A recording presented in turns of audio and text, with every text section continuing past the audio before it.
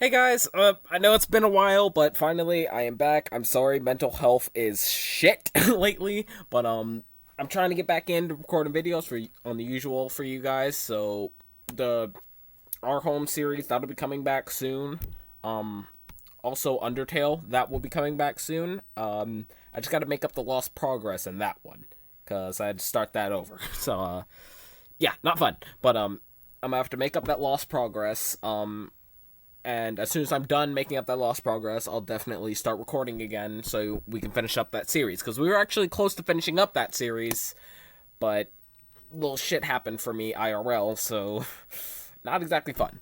But today we're playing a game called If One Thing Changed, and if I recall, this is another game about mental health, which seems to be a string of games that types of games that are played on my channel. But hey, whatever you guys like, and it just matters to say, hey, if you like it and I enjoy doing it at the same time.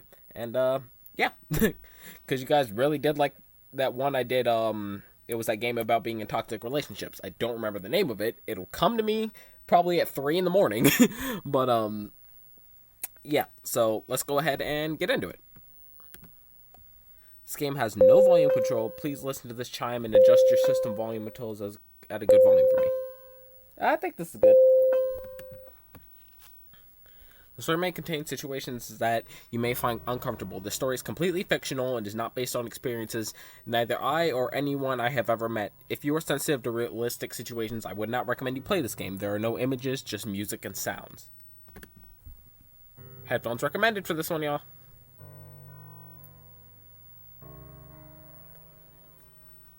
Mom and Dad are fighting again. Do I click? Yep. It feels like every day now. Turn the volume up a bit.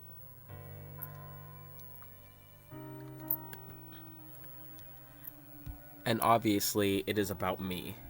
Again. Why does it feel that this is all my fault? That I have done everything wrong? It really feels as it was not long ago. Not long ago that all three of us were happy. I'm gonna just drag the mouse off screen because I only need the spacebar. Sweetie, it's dinner time. I love food. Always have. Looked forward to all meals. And snacks.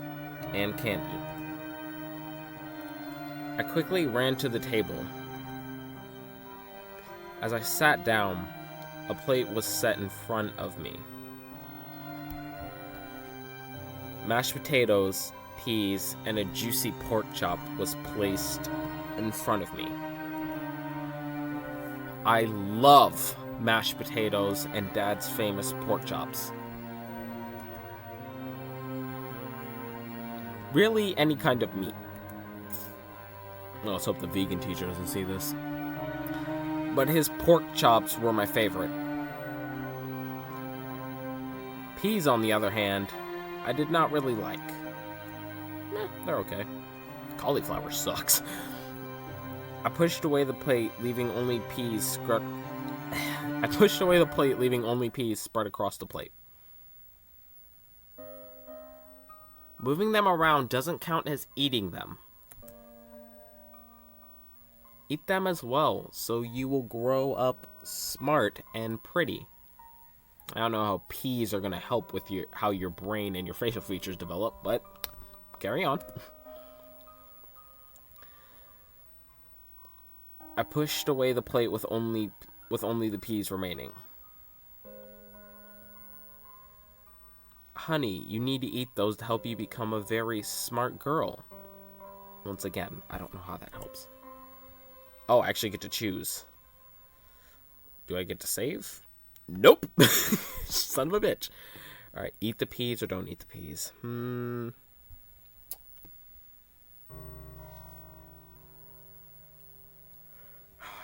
I mean, I had to do this with my family, so like even if you don't like it, just I would just suck it up and just swallow them whole, if possible. Eat the peas. Ugh. I never liked peas, but they were never that bad. I can just double tap the spacebar. What am I doing? I usually had a fit over them, but I believed my mother when she said it would make me smart. I was such a gullible child. But it made Mom smile. I remember school being a different story. Here we go. I was cute, but also kind of a tomboy. There was this one time, once at school during recess. Boy, do I miss having those. The time to play and run around when no one would tell you that you had things to do. Hey, come play with us. I was so surprised. I was new in this school and I felt I was already making friends, which made me happy and, well, eager to please. I was more than willing to follow my new friend over to a couple of other children at the side of the school. Once I got there, they were gathering small rocks for whatever reason. Oh shit. So I joined in and helped gather rocks. I did not know how it happened, but we changed from collecting rocks to throwing them. Next thing I knew, a window was broken. It wasn't me. Hell, I didn't even throw a rock yet. Next thing I heard was, I can't get in trouble, my mommy will be so mad at me. Please, say you did it. You're my best friend, please. Fuck that. I never had a best friend before. The teacher rushes over to us almost screaming. Are you kids okay? Who broke this window? Why are you kids throwing rocks? You are in so much trouble. He rattled on. Oh, I didn't realize he was a man. He rattled on so quickly I couldn't follow how angry he was. I had to decide quickly. I'm sorry. You just met these people? They are not your ride or dies. Y'all taking the fall. I didn't even throw shit. Fuck y'all. She threw the rock, I said as I pointed to my new friend. As soon as I did, the other kids pointed in agreement that it was her. Last thing I remember of that was the pain of her screaming. I hate you. I hate you. You're not my friend. You were the one who broke some shit and you wanted me to take the blame. Yeah, we are definitely not friends. Those words echoed in my head and it hurts to think that I betrayed a friend. That was not your friend, sweetie. But I was just telling the truth. Why did it hurt so much? Oh, Jesus. Thinking back, I was usually alone. I had very few friends. But I was always trying to outdo what I saw others do. Jungle gyms, monkey bars, swings. Oh yes, I loved swings. Oh, yeah, swings were fun as a kid. It was where you would find me most of the time at school or at the park. I remembered kids jumping from the swings, from as high as they could to see how far they would go. I did that all the time. And when they were done, I always felt I could do better. One day I did. That day, after the kids left, I went over and decided to cop them. But for some reason, it wasn't enough. I got onto that swing and went as hard as I could, as high as I could. I wanted to fly. I closed my eyes and I felt the rush. As I flew up and down, back and forth, the wind rushing past me. That is when it came to me.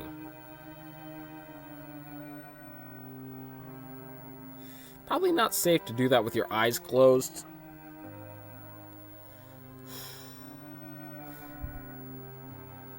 But, for the sake of the gameplay, I'm gonna say let go. Let's hope she opens her eyes. At the highest point, I let go, and I flew. The wind rushing past, my heart aflutter. Then I opened my eyes. I made a mistake. I didn't think. I was a kid, after all. I failed to remember that I would have to land at some point. I screamed and I looked down for what felt like miles. Seconds felt like minutes. I watched the ground come toward me. Oh, shit!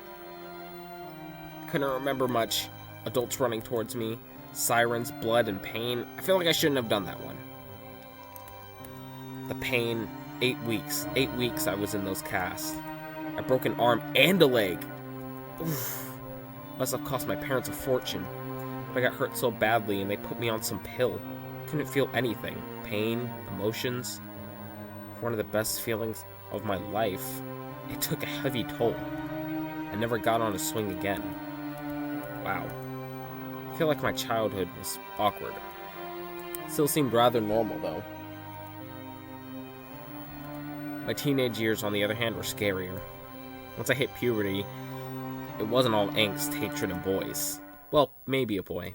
My teen years were very memorable. It brought me far more than I expected when I reached high school.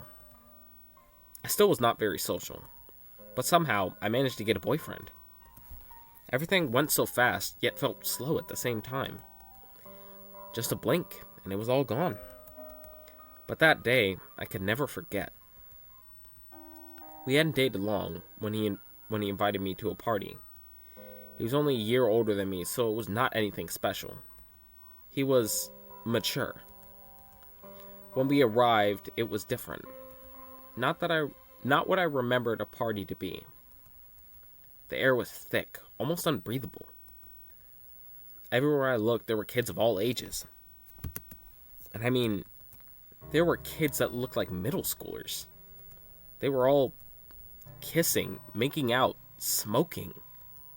I was curious, and yet disgusted at the same time. Despite knowing it was bad, I wanted to try it. I wanted to fit in. And my curiosity, no sooner do I think that, then he came back with booze, and I think it was a cigarette of some kind. He offered both to me. No. That kind of guy is just an enabler. Not good for you. After I refused, I was too good for all this. People started talking, and I started to get overwhelmed. I needed to step outside for a bit. After getting some fresh air, I realized that he never came to check on me, which made me a little upset, so I went to find him. He's cheating on you. And I did. I should not have done that. He was all over another girl. It was devastating. I need some water real quick. They were almost half naked. But in the middle of the party, with dozens of people around, how could anyone... He noticed me standing there, mouth gaping open. And the first thing he said, I just couldn't believe it. I thought she was you. You said you didn't have a girlfriend. I did get some sense of justice when she slapped him. That was it. I walked home. In the cold. By myself. Crying. My mother caught me as I entered the door, and we had a long talk. She told me so many things that made me feel better. About her experiences at my age. But it still made me have trouble ever trusting a guy again. I can't say all my memories were bad, but it never seemed to be the good ones I remember. Shopping with what friends I did have was always a blast. We ate food, got clothes, drooled over cute guys as they walked by. It was always good fun. Until we had a few new people join our small group. We met them one day at the mall. They were way too cool for us. I don't remember how the friendship began, but I know how it all ended. Last time I ever enjoyed shopping. Seems like a distant memory after what happened. Dark chocolate is my favorite. I was spending all I had for my stash at home. It was running low. After I gathered my hoard, I turned to our new friends and saw them, sticking stuff in their pockets, shoplifting. They were signaling me to come over. I didn't know why they were, but I had an idea. Hey, grab a couple of these. My pockets are full. Mine too, hurry up. And don't worry, we do this all the time. I know this is wrong, but it sounds exciting. Something to brag about. A story to tell, even if it's small. It does look tasty.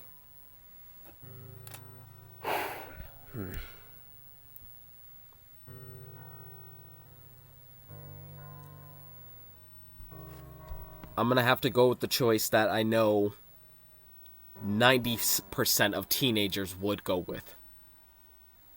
If you're in that kind of situation, you know good and damn well you're going to join. Next thing I know, a couple of mall cops come up behind us. We are then escorted to some room in the mall. After they lectured us and made a few phone calls, we waited for our parents. I just couldn't believe that this happened. My parents still bring it up even now. And it's just not fair. I was banned from the mall for life. What, for stealing candy? That's a petty crime. Why the fuck would you get banned for life? The biggest turning point in high school years was not even about high school.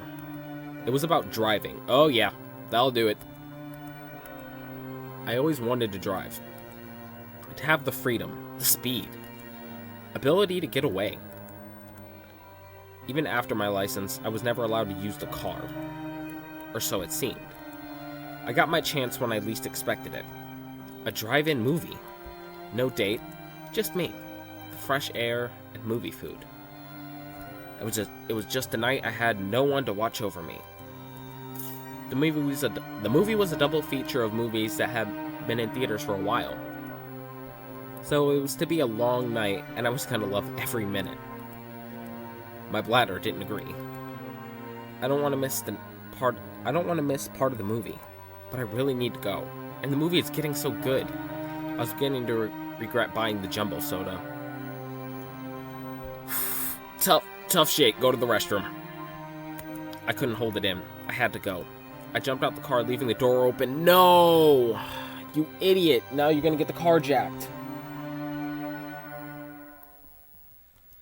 I hate public restrooms. After washing my hands, feeling relieved, I headed back to the car.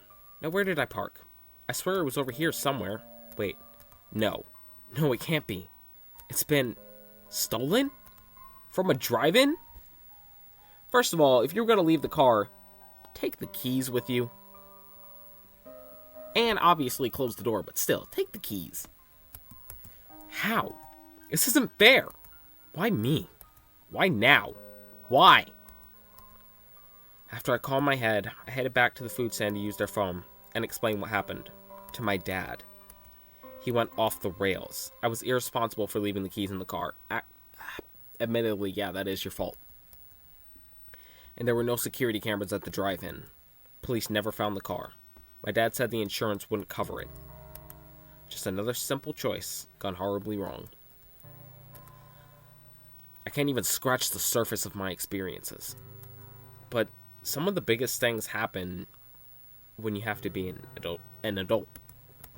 After high school, I was I was suggested to get a job. Parents are such a pain. Well, it wasn't a bad idea. Well, yeah, you gotta be helpful. If you're done with high school and you're living in your parents' house, get a job. Pay rent. Since I wanted stuff, and that requires money. Though it took me weeks on what felt like hundreds of applications. I would work anywhere at this point. I feel you. Finally, the time came. Just as a waitress, but who am I to complain? Hey, whatever pays the bills. It was harder than I thought it would be. But I was pretty, according to all the customers. Which got me tips. Really good tips. I was making more than I ever thought I thought I would. But as the weeks went by, it seemed like my checks were getting smaller. I tried to bring it up to the owner, my boss, and he just kept brushing me off. Says that I am getting paid for what I work. I told my parents, they told me to keep track of my own time. I wanted to trust my boss, but I kept track anyway. My next check was even lower than before, and my record showed that I should have been paid more. A lot more. I brought it to the attention of the boss when I was off, and he responded with all these wild excuses. I tried to fight him on it, demanding my money. You're replaceable. Complain again and you're fired. He walked out of the office for a break, which he did 40 times a day. I noticed something after he left. The safe was open, with a bunch of cash. I worked hard. I wanted what I earned. And I was going to take it, then find another job. Ugh, these are my only options?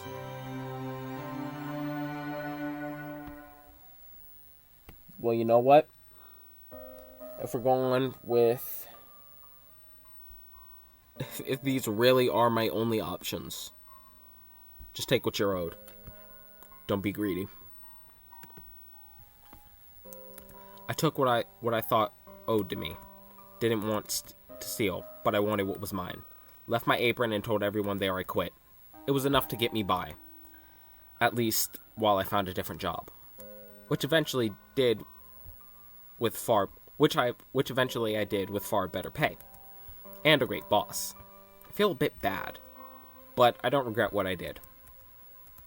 With all the things in life, I remember the scariest moment of my life. Met a guy, and he asked me out. What a beautiful night. And such a great date. He was charming, romantic, caring, everything you would hope for. At the end of the date, he offered me a ride home. I declined. I wanted to walk home on such a great night. But shortly into my walk, things changed. I saw something off in the distance near an alley. A kid who was waving his arms at this homeless man. I decided to do a little investigating. What was going on, though, as I got closer, I saw he had a gun. He was waving a gun around at the man. Is it real? Wait, is he robbing the guy? How tense am I? Of course he was. Oh, God, morals. Hide and call the cops, which is admittedly the safer option, and if this guy's got distance on you, if you try and intervene, he can shoot you point blank. Wait, why is he trying to rob a homeless person? They barely have enough money as it is. Why not try to rob somebody with money?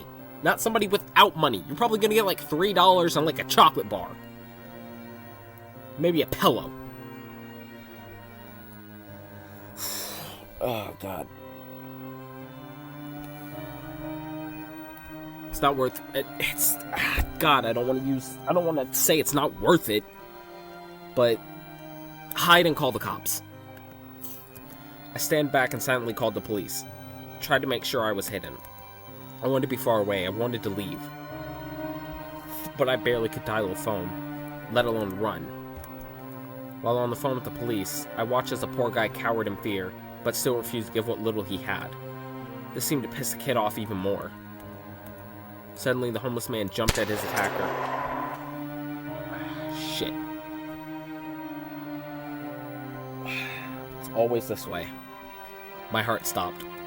Watching the homeless man's body fall to the floor, his shooter rummaged through his body, then ran off. I dropped my phone with 911 on the line. Ran him as fast as I could. There was no point. Lifeless. Motionless. He was dead. Well, to be fair, you would have been dead if you rushed at him. Could I have done something? Yeah, but would that have really helped? Saving somebody could have resulted in your death. As everyone was running around, I couldn't even keep track of anything. Just stood there motionless as the sirens and lights surrounded me. I was questioned for a while about the description of the shooter, but only to find out that my memory couldn't recall anything but a vague description. All that was crossing my mind, the image was burned into me. It took me weeks to recover. And I still haven't gotten over it. My parents described me as completely inconsolable. I felt like I could have saved him. I can't escape how much trouble I feel like I have caused everyone. Mostly my parents. Being an adult has never made me want to be a kid again. Every day you wish you could just be carefree and irresponsible again. That's it. Screw being an adult. I went and got drunk. I mean, everyone. Did not care what gender. One guy offered to buy me a drink.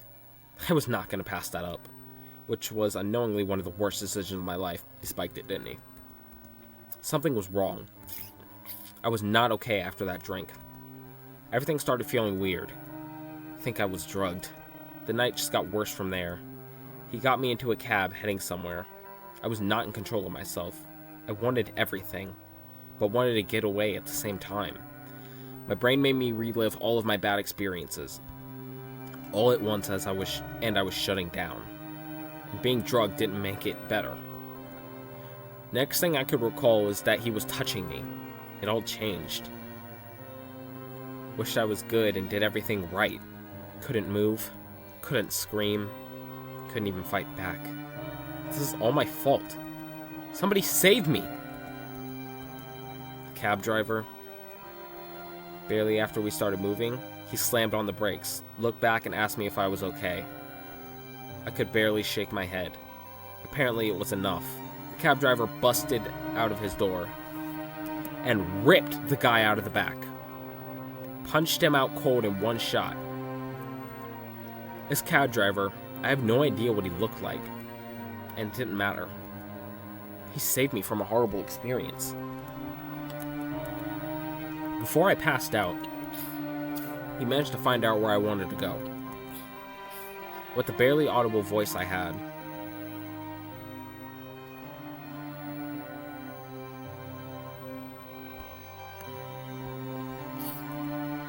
he took out my phone and called my parents. I couldn't stop him even if I wanted to. My parents met him at my house and they helped me inside. Instantly fell asleep, then woke up alone. I started crying and couldn't stop. If it wasn't for that driver, my dad called and lectured me on my poor decision making, and that I should have been more careful. I hung up and continued to cry, until I fell asleep again. I love my parents. They've taken such good care of me. Through everything, I can never thank them enough. But that's when it all happened. When everything changed. Had to have been years now. It's hard to keep count like this. Just a normal day coming home from work. Nothing special. I live close enough to walk home every day. Only a few blocks, occasionally pick up a coffee. Waiting. Sign changes to walk. I start crossing.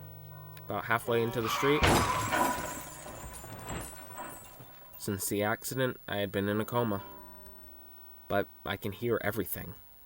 Every word the doctors have said. Every single thing my parents fought about. I wish I could tell them one last time. I am so sorry for what I put them through. My parents are still fighting. It's all about money. Me being a burden, and that they can't afford the care I need. Even the doctor is saying that I won't be coming out of this.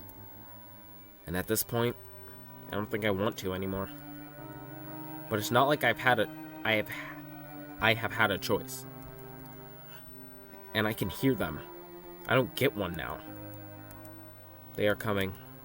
If I had one wish, I want to tell them thank you.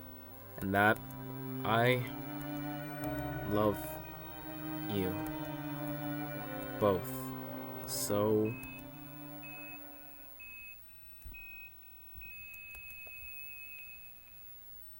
Wait, that was a bad ending? So there's a good ending. Holy shit.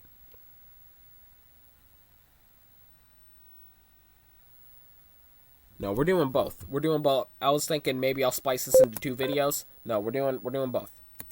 I already know this. We already know this whole part. Once we start to get the new dialogue. Okay, eat the piece. We already know this.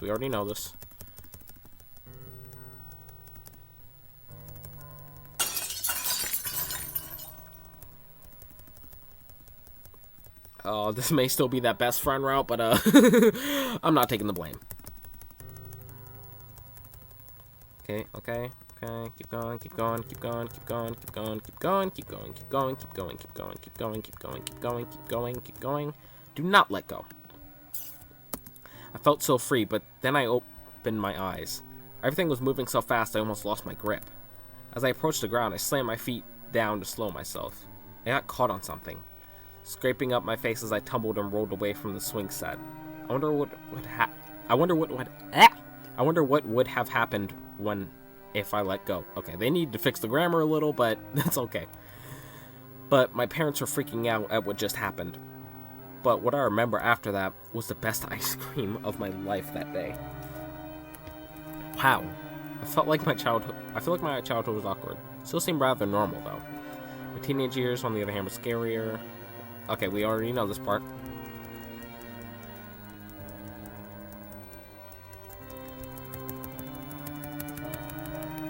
Skip. We already know this. We are refusing the drugs and alcohol that your enabling ass, cheating motherfucking boyfriend is trying to push on you. We already know this dialogue, so we're just gonna skip it. Oh yeah, I can skip it. We are not going to steal. The next thing I know, a couple of mall cops come up behind us. We are then escorted to some room in the mall. After they lectured us and made us a few phone calls, we waited for our parents. I just couldn't believe that this happened. My parents still bring it up even now. Wait, I didn't join though. Yeah, don't steal. Even if you don't steal, the dialogue's the same. Okay, the bathroom one. Hold it. In order not to miss anything, I chose to hold it in. Probably the worst choice I have made. Bathroom related, anyway. Not even 20 minutes later, I exploded and it wouldn't stop. Even though no one could see me, I was so embarrassed. I went to the restroom and cleaned myself up, brought back as many towels as I could. I tried to clean up as fast as I could, though the smell stayed. I finished watching the movies. Yes, I stayed. Not only to see what I paid for, because I couldn't pay attention to the movies. How was I going to explain this when I got home? Car had to be professionally cleaned to get rid of the smell. At least the car, you still have the car. But my dad wasn't mad when I told him. He was actually laughing. Then he said, and I quote, "I did the same thing once. At least you weren't on a date." I can't even scratch the surface of my experiences. But some of the biggest things happen when you have to be an adult. After high school, okay, the getting a job thing. Once again, take what you're owed. Okay. Just for the sake of the story, we'll try and intervene. Hey, I'm calling the... I didn't even finish.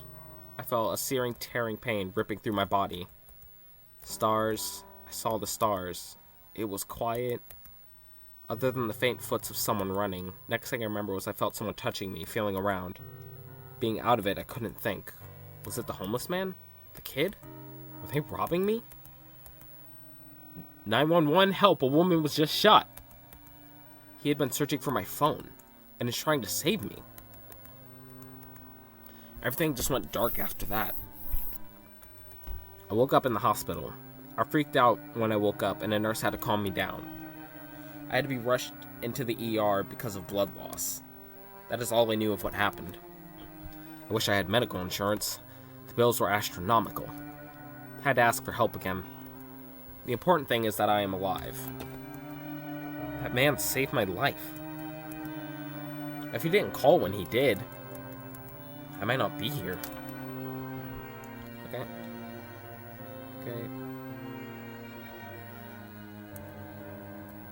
Okay, that one.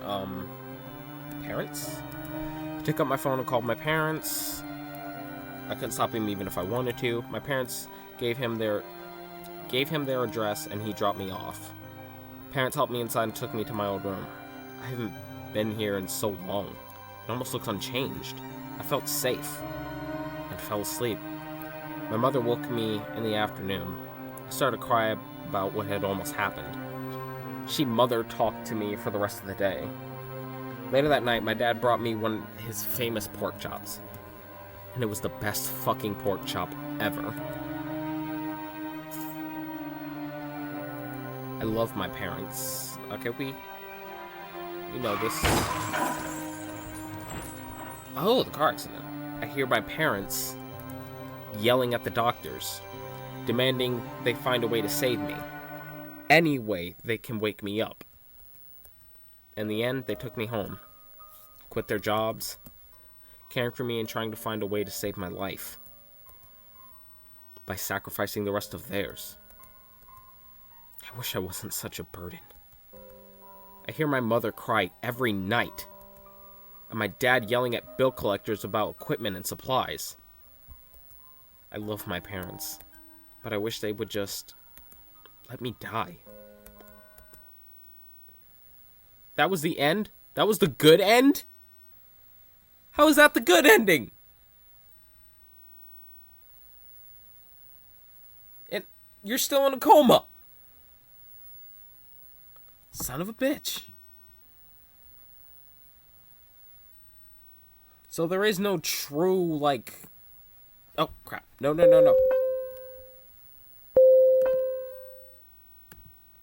There is no true happy ending.